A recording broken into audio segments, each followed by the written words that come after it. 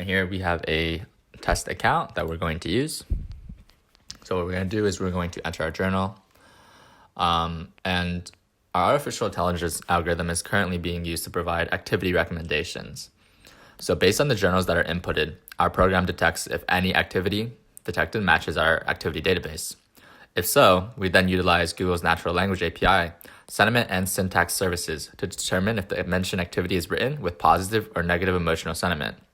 If the activity is written with positive sentiment, then we'll just add this activity to the recommendation list.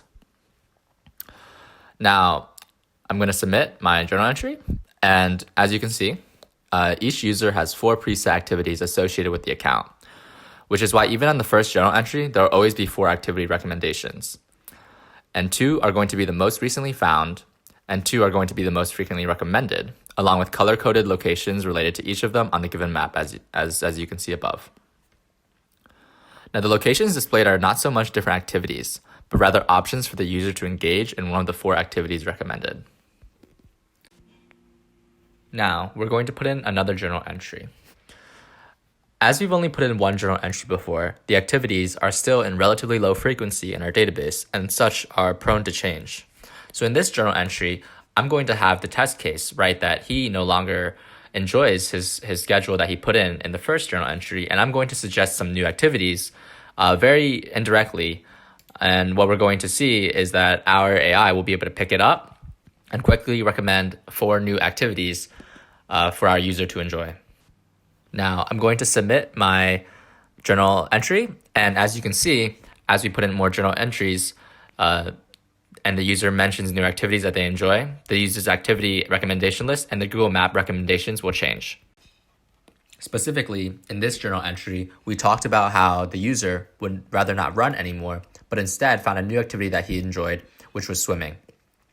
And as you can see, in our final activities, we've been recommended swimming and beach locations, while jogging and running have been pushed back in priority back to high interest activity recommendations. Finally, we're going to put in one more journal entry.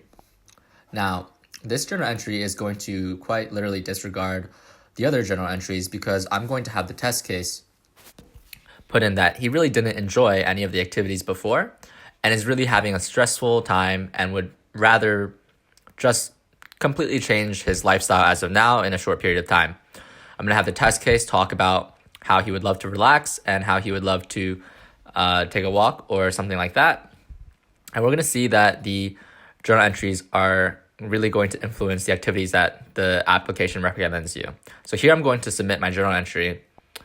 And looking at the 4 activities, we can see that almost all of the formal activities such as swimming and running have been completely taken out and are replaced with relaxation, walking, and just a little bit of exercise at the bottom.